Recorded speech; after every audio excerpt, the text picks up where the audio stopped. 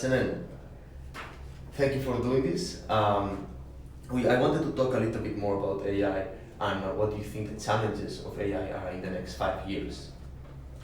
Well, it's difficult to say that because artificial intelligence is evolving very fast. But probably one of the key points in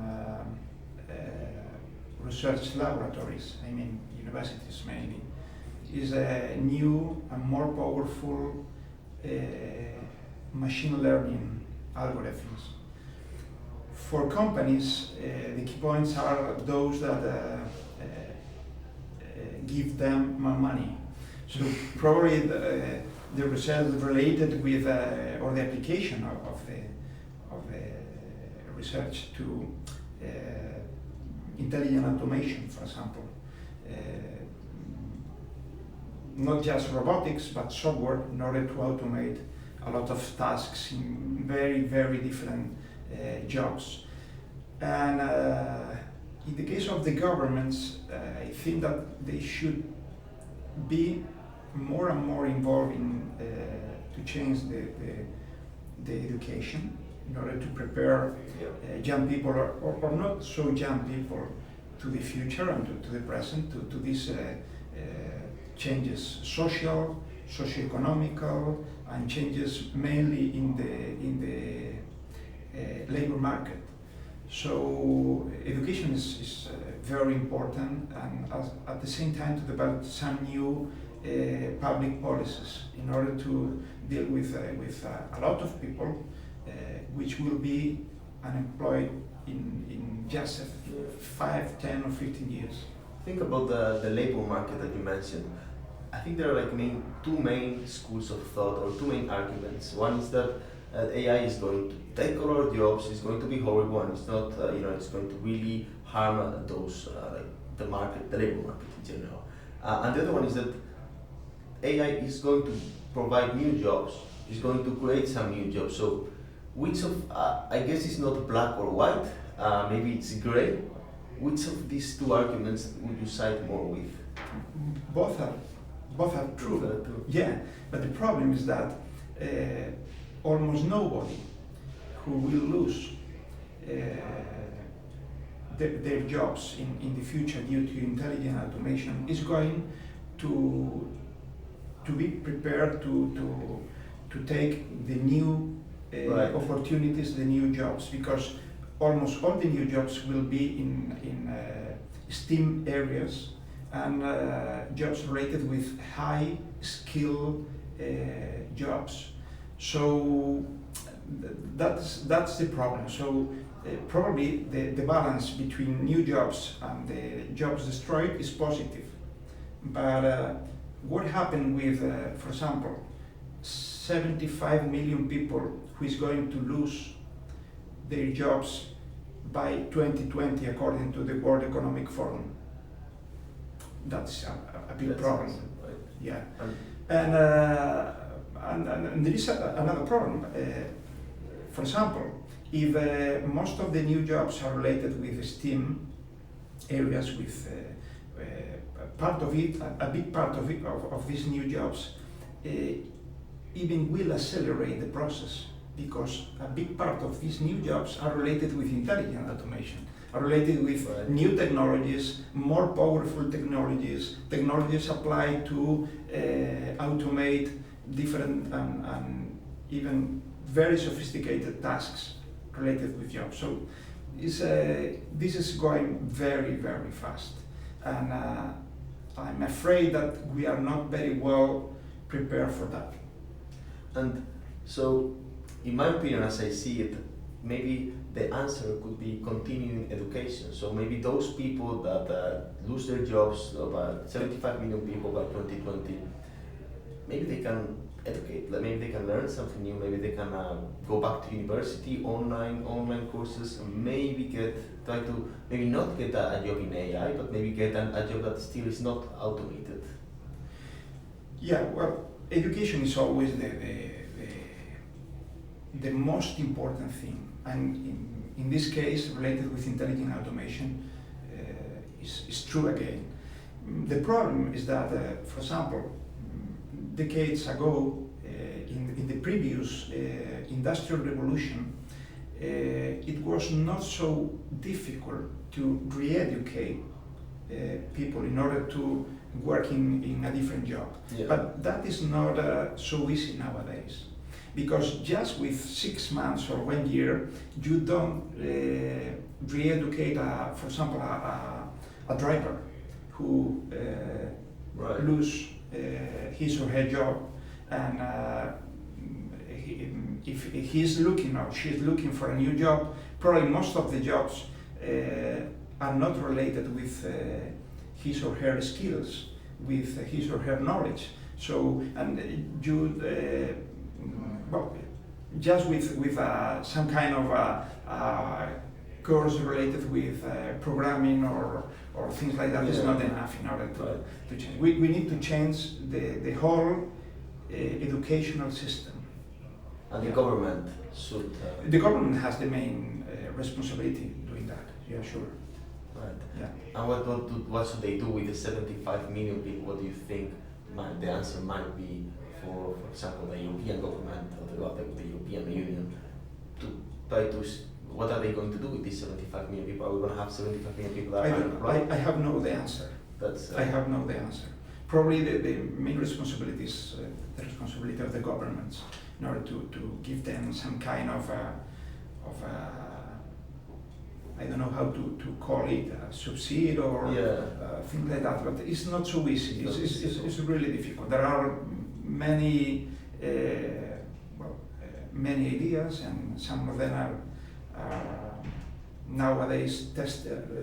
Some governments are testing some possibilities, but it's not easy. But because it's so complex, we need to think about it seriously. And going back to technology, as far as my understanding goes of AI, basically the system learns from each mistake or each iteration that it makes, right? And it's constantly learning. There must be a point in which this system just knows more than us, and we don't even understand why it's taking the decisions that it's taking.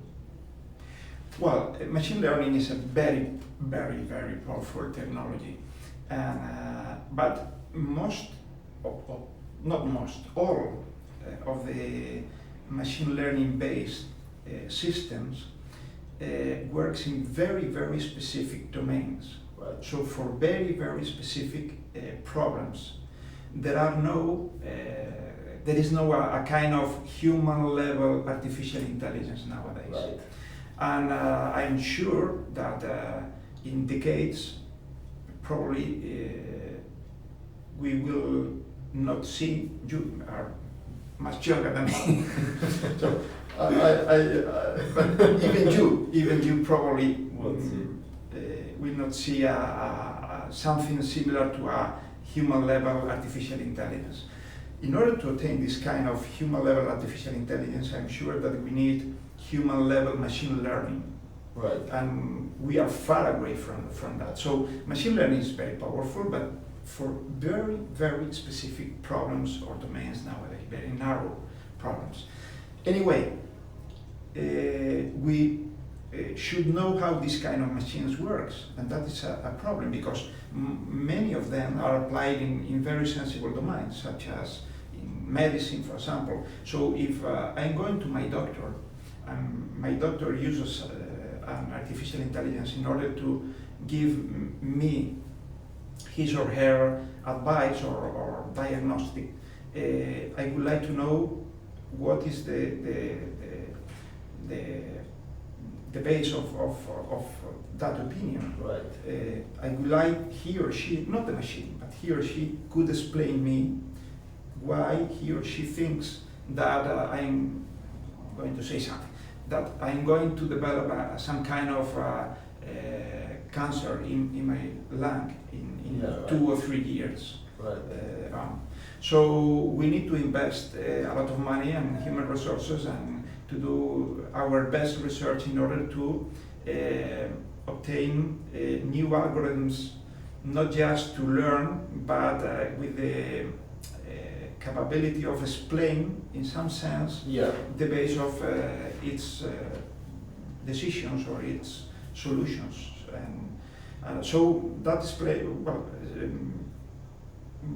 explainability in Europe is one of the key topics nowadays related with artificial intelligence. And this is the difference between AI in Europe and AI in the States and AI in China, for example.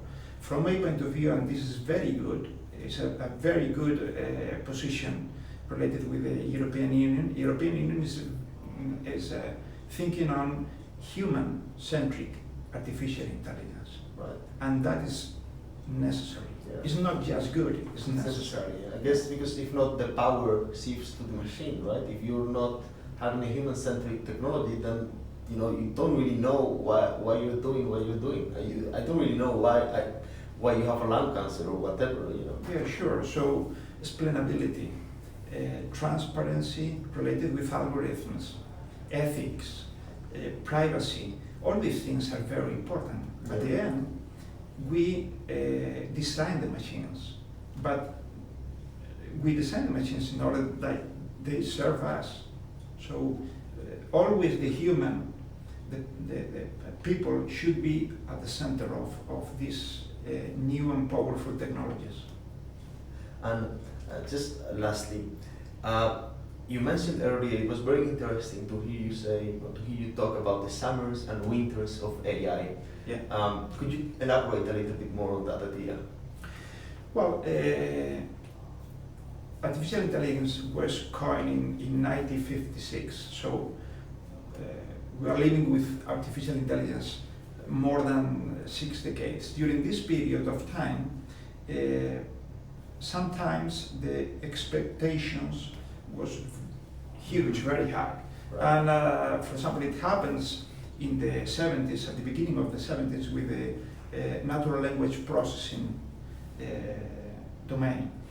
And well, if you have a very high expectations and the results are not so good as you thought, well, many times the governments don't give you more money in order to research on some specific topic.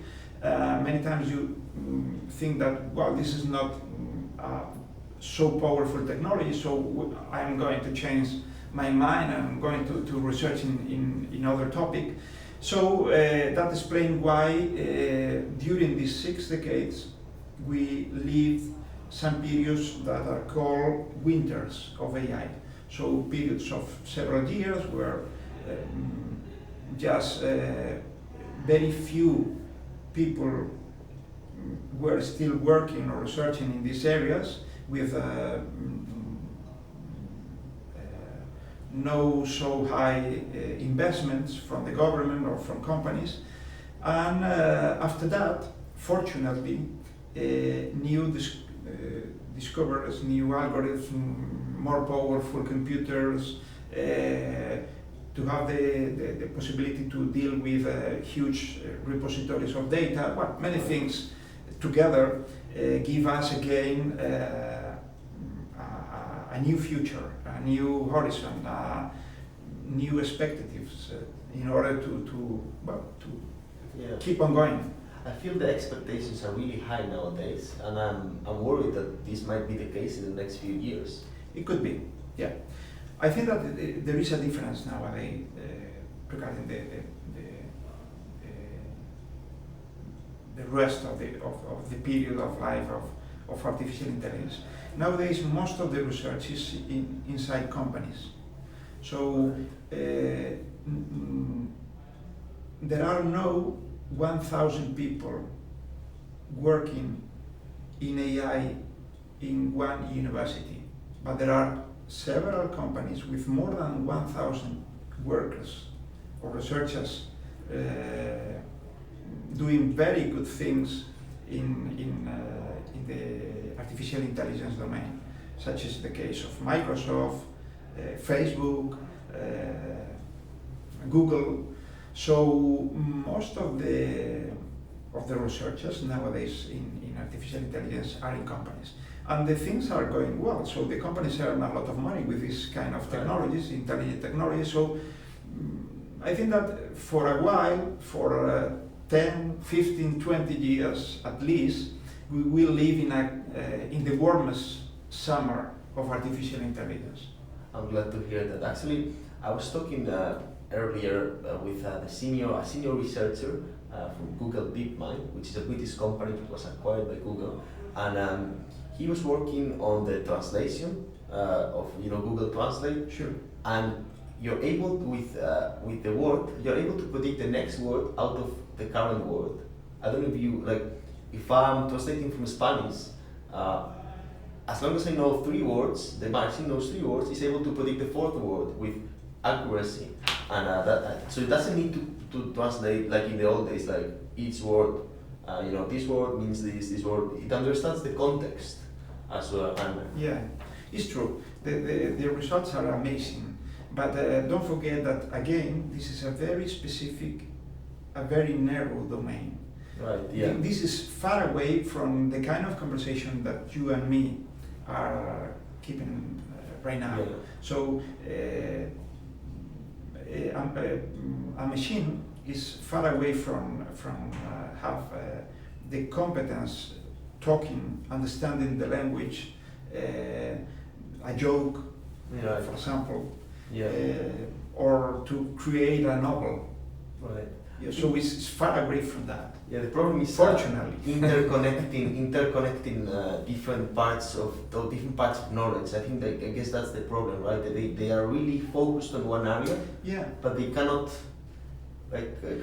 because we don't have we don't know how to design a general purpose artificial intelligence. That's the problem.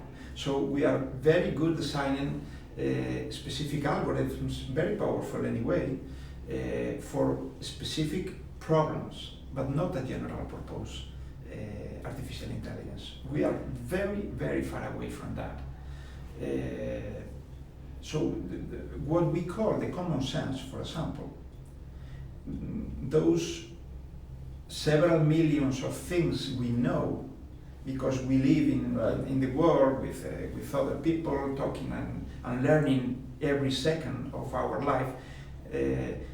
Common sense is really difficult to deal with from the artificial or the technology point of view. Right. And the machines need this kind of common sense in order to interact with us at the same level.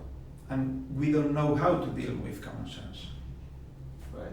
Well, thank you very much, Senén Barro. It has been a pleasure having you here and speaking to you today. Thank you. My pleasure. Thank you. Yes.